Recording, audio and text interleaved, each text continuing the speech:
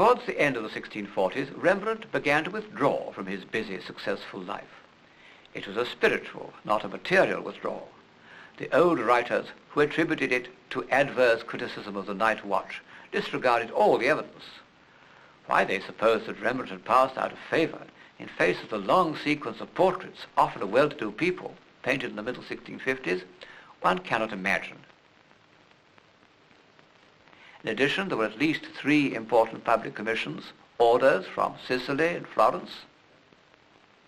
And finally, the continued popularity of his etchings, which fetched high prices at auction all over Europe. Rembrandt kept track of these sales and frequently bought in a print at an extravagant price. Yet, we are right in thinking that a great change came over him, which is very clearly seen by comparing the 2 etched portraits that I showed in the first program, dated 1639 and 1646. To some extent this was due to his circumstances. In about 1648 or earlier, he had found his ideal companion, a sergeant's daughter named Hendrike Stoffels. Under the terms of Saskia's will, he couldn't marry again without losing the interest on her dowry. So Hendrike had to live with him without the blessing of the church, which was a far more serious matter then than it is now. Hendrike was 4 times summoned to the council of the Reformed Church to be rebuked. She didn't go. She couldn't read or write, but signed the documents with her mark. From all that we know of her and can see of her, she was a completely lovable human being. But of course her presence meant the end of the social pretensions implicit in Rembrandt's big house. Anyway, the district had gone out of fashion and was becoming more and more occupied by the Jews. In fact, it came to be called the Judenbreestraat. Soon after his arrival in Amsterdam, Rembrandt began to make friends with Jews, and in 1636 had etched a portrait of the leader of the Jewish community, Simon Menasse ben Israel, who lived in the same street. He'd always loved painting Jews. He saw in them repositories of ancient wisdom and an unchanging faith, and found in their faces a look of melancholy, as of one who remembers a distant past and foresees an uncertain future, which is more than can be said for his countrymen. Of course, one can't be certain how many of these splendid portraits were of Jews.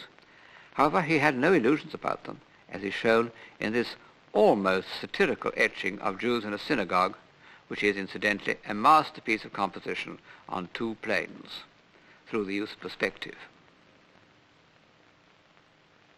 So Rembrandt changed his way of life.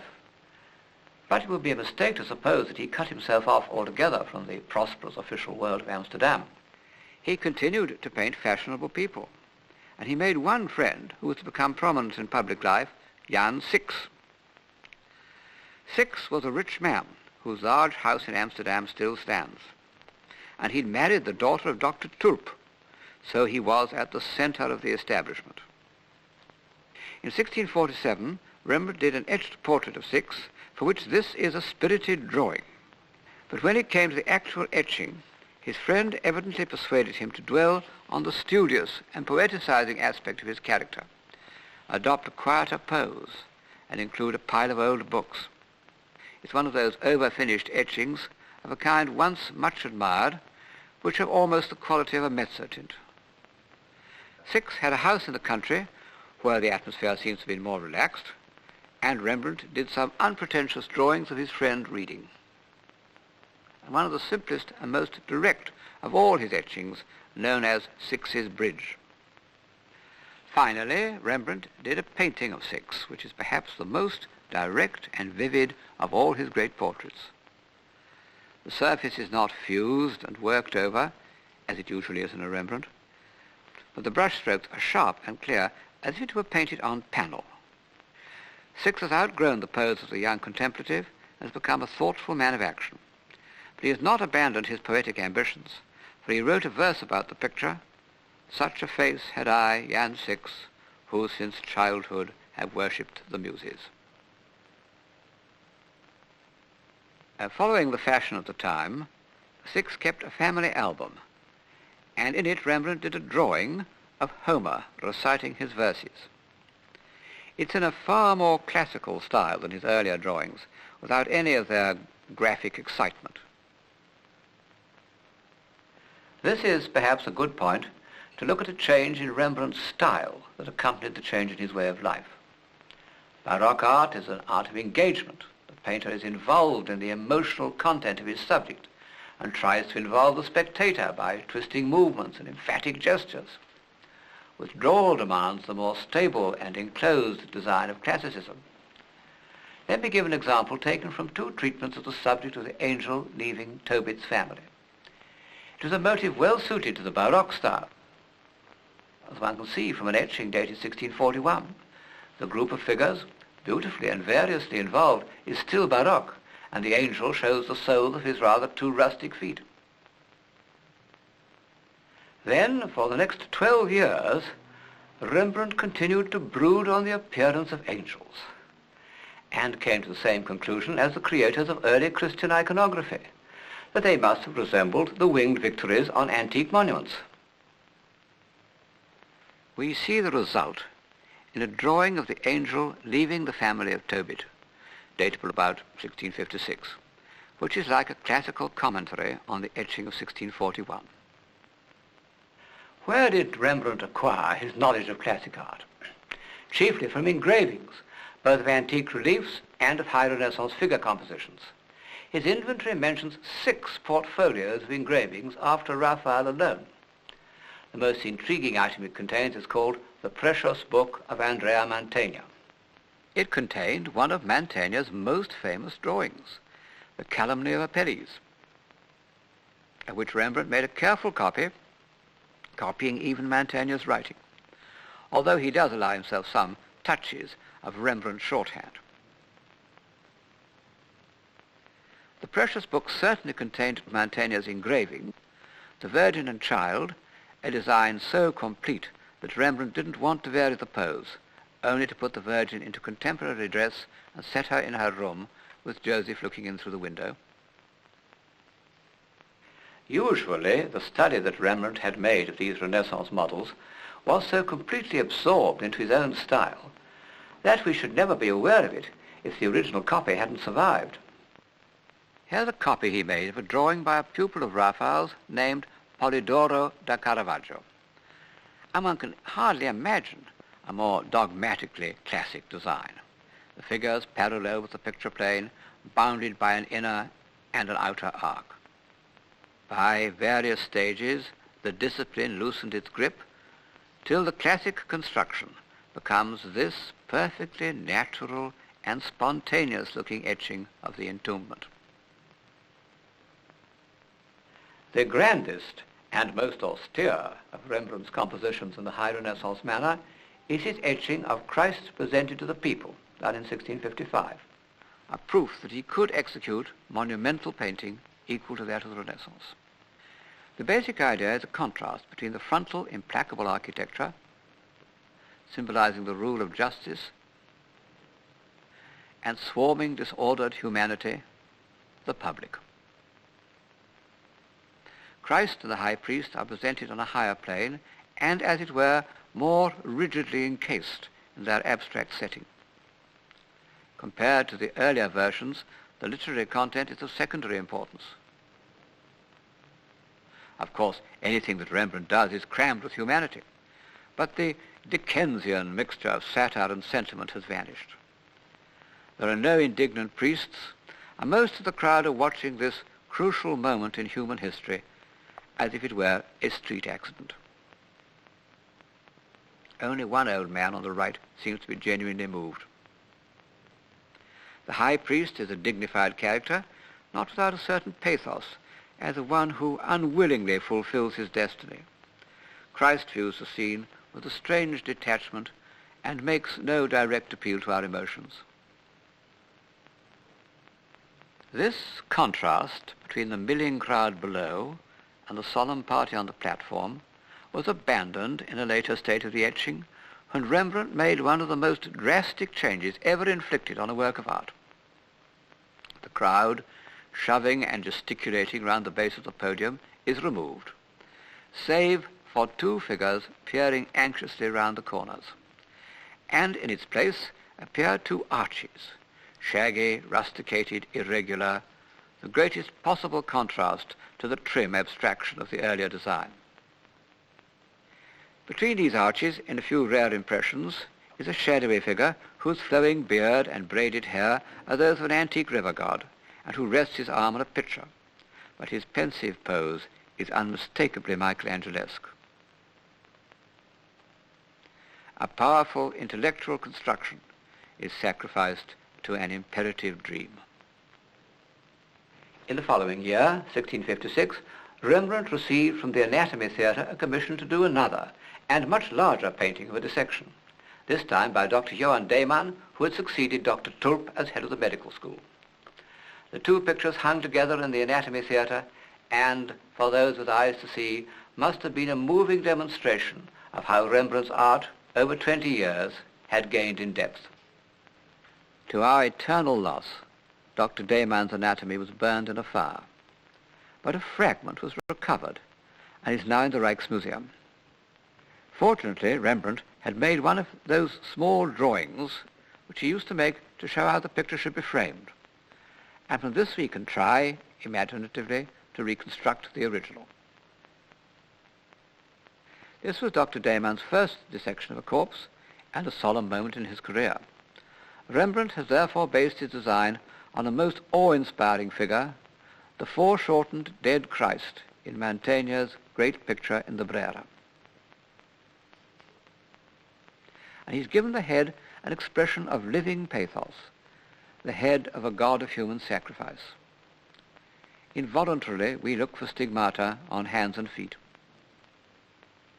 Dr. Dayman rose behind the corpse like the celebrant of some religious rite, and his assistant, fortunately preserved, has the solicitude of an acolyte. Behind him, the spectators sit and stand as if in the apse of a church, and even the undecipherable object above Dr. Dayman's head reminds us of a crucifix. In the years when these two great works were executed, with superb intellectual power as well as pictorial skill, the confused state of Rembrandt's finances reached a climax. It's hard to say why he fell so deeply into debt. What with his own earnings and Saskia's dowry and his 50 pupils, he could have been perfectly solvent. I suppose that the depression of the Dutch economy in 1654 may have had something to do with it. But far more relevant was Rembrandt's glorious prodigality. He bought antique busts in competition with really rich men, and here is how he used one of them in that romantic picture of a scholar contemplating a bust of Homer. Inevitably, some of his creditors, who had behaved with the utmost tolerance, became a trifle restless. And in order to pay them off, Rembrandt began to borrow more money, quite large sums, from his friends, including Jan Six. He could have been made a bankrupt, but the court, very humanely, decided on a surrender of goods. This meant that he had to part with his collection, and in 1656 it was catalogued for sale. The inventory exists, and it's a fascinating document, as it shows us exactly what Rembrandt had collected in the preceding 25 years. It's usually supposed that the sale of all these precious possessions was a great blow to him. But who can tell? There's a point at which possessions become a burden. They're exhilarating to buy, but a nuisance to look after. What if moth had got into the fur caps, and the Japanese armour had rusted, and pupils had spelt turpentine on his Marc Antonio engravings, and poisoned his pet monkey, which one of them actually did. Great artists are not always sorry to become anonymous. Turner's grumpy isolation, Hokusai's profession of madness, even Mozart's pauper's grave, were not as pathetic as they seem. Rembrandt's etchings show him to have been on excellent terms with his creditors. One of the most sympathetic portraits is of old Haring, the actual bailiff of the Court of Insolvency.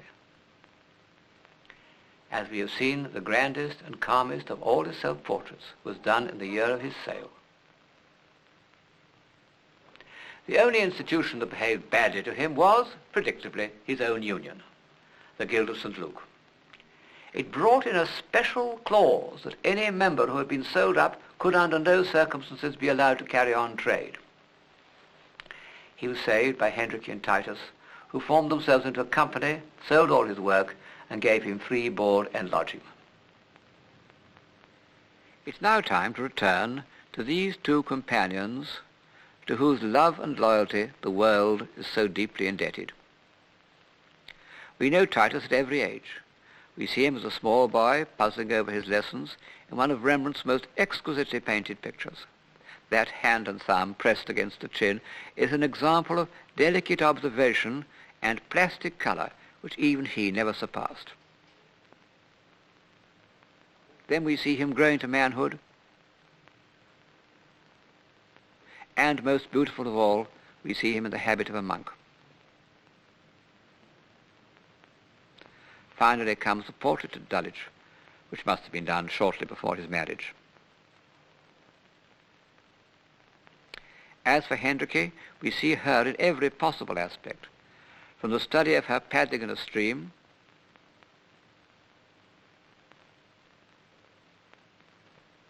to the portraits in which he gives his small, plump companion an almost Titianesque grandeur. He's no sentimental scruples about portraying her in the same role as Saskia, a sort of spring goddess. He does so much more simply.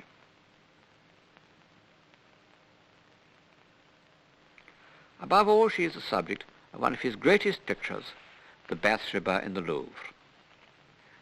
Most people looking at this picture think first of the expression on Bathsheba's face as she ponders the contents of David's letter. The depth and subtlety with which she has rendered her emotions have never been surpassed. Then one looks at the unflinching modelling of her round, solid body, which is seen with such love that it becomes beautiful. And only after this do we think about the whole design and realize how perfectly balanced it is and how admirably the figure is related to the space. It's a supreme example of how his study of classic art does not deflect him from his search for the truth.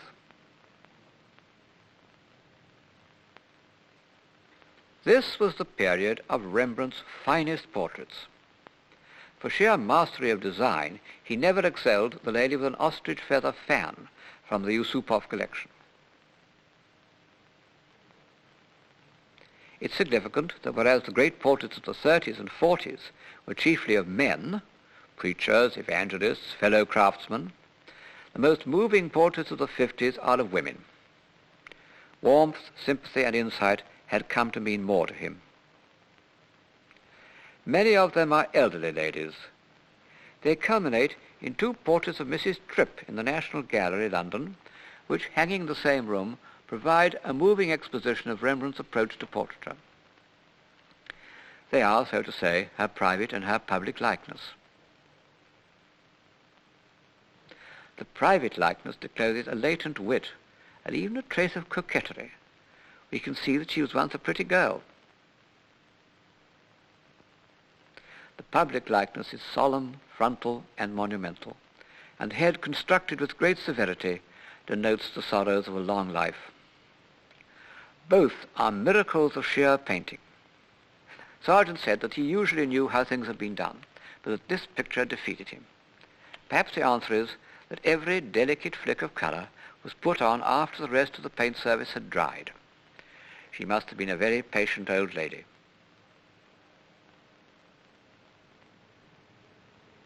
The most famous of these late portrait commissions is the group known as the Syndics. It represents the 5 staalmeesters of the Cloth Hall of Amsterdam in the year 1661, and it's itself a proof that Rembrandt was neither forgotten nor neglected. What a contrast are these 6 men in their quiet room to all the display and bustle of Captain Cock's sortie. The Syndics is one of those great classic works of art in which the vision seems so simple, the composition so final and inevitable, that we're at first inclined to take it for granted. But the more we study the composition, the more we recognize the perfect sense of rhythm with which our eyes led into the main subject of interest. First this placid figure on the right, then an interval, then the closely worked out pyramidal group which nevertheless, by the direction of the hat brims and the regard of the left-hand man, leads us up to the principal star-master, bending over his colleagues to look at some reference in his book. If the man on the left of the pyramid had been looking straight at us, this man had been looking straight at us, instead of up to the left, he would have closed the group and prevented our eye from travelling on to the standing syndic. Now this man, the standing syndic, is the cornerstone of the composition, and it's a proof of Rembrandt's skill that we're not disturbed by his arrested pose. In fact, Rembrandt originally drew him standing upright, but realized that this raised him too much outside the design. Another study in the shattered, reckless style of Rembrandt's latest drawings shows how at one time he had thought of bridging the interval by making the seated man look up at the standing one, but this in its turn created new complications of focus. And so, at last, he arrives at the solution which is before you. It's the end of the long discipline which began when Rembrandt made his first copies of Leonardo's Last Supper. And in fact, the man rising on the left is inspired by St. Bartolomeo in Leonardo's masterpiece. But these and many similar devices of pictorial architecture become apparent to us only when we, so to say, take the picture to pieces and put it together again. Our first impression is one of perfect naturalism and truth. The five men, each entirely himself, are united by an atmosphere of calm, and the light streams in from a high window as it does in the Caravaggio. But this technical similarity reminds us of how far Rembrandt has gone from the doctrinaire realism of Caravaggio and his followers.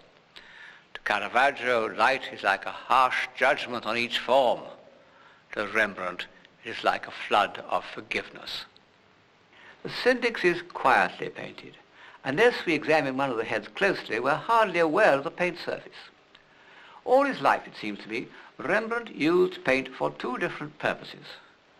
One can't exactly call them poetry and prose, but one can see a striking difference between the pictures in which the paint seems to speak to us in its own right and heighten our emotions by its rich language, and those in which, however subtly and perceptively, it is used to record a visual experience. An example is a beautiful androgynous figure in armour, in which the subject and even the sex has been questioned. The helmet with its owl of Minerva is a child of Rembrandt's imagination, completely recreated in paint. The face is the face of Titus. Two other instances of colour and joy-like pigment used to stir our emotions are the two pictures of Lucretia painted in the last year of his life. I have said several times that to relate Rembrandt's art to the facts of his life leads to bewilderment. The most humanly sympathetic of men, when he took up his brush, he passed out of everyday life into a world of the imagination. The two Lucretias are the most baffling instances of this transcendence, because they were done in the years after the death of his beloved Hendrickje. There can be no question of a sense of liberation, as there is in the Danae, and in the happy pictures painted after the death of Saskia. What can have made Rembrandt choose the subject at all? Nothing in his drawings and etchings gives us a clue. One mustn't try to interpret, but only abandon oneself to the piercing beauty of colour and sentiment in these two evocations of the sensuous ecstasy of death. The picture in which Lucretia stabs herself reminds me of Bernini's Santa Teresa. And in the second scene, the deed has been done, and with her other hand she pulls the cord for the curtain to fall. This use of paint to stir our feelings isn't necessarily connected with physical beauty and rich ornament. It is in fact the means by which one of Rembrandt's most extraordinary and moving works makes its effect on us, the slaughtered ox. Actually, there is a little drawing by Rembrandt which seems to record this experience, in which the grand, pitiable carcass is seen at night through the open door of the shop, with ghoulish little figures peering round its base. Rembrandt has maintained the intensity of this first moment of vision in his picture, and has added to it by the marvellous painting of all the details, many of which themselves set off new trains of association. The flayed ox has become a tragic, one might almost say a religious picture. The supreme example of Rembrandt's use of paint to lift a subject onto a different plane, as language may lift a commonplace sentiment onto the level of the highest poetry, is the picture known as the Jewish Bride. As in all the greatest poetry, the myth, the form, and the incident are one. Rembrandt saw any loving couple long sought and wholly devoted as Isaac and Rebekah. Whether or not the position of their hands is that of Jewish betrothal, it is an ancient and satisfying symbol of a particular union, which through the magic of Rembrandt's transforming touch has become one of the most moving areas of paint in the world. The Jewish Bride is the climax of Rembrandt's lifelong struggle to combine the particular and the universal. And he has achieved his aim in two ways: by relating accidents of gesture to the deep-rooted, recurring motives of Mediterranean art, and by seeing episodes in actual life as if they were part of the Old Testament. It's this last endowment which made him an interpreter of the Bible, so enlightening, so unpredictable, and so profound, that I must make Rembrandt and the Bible the subject of a separate lecture.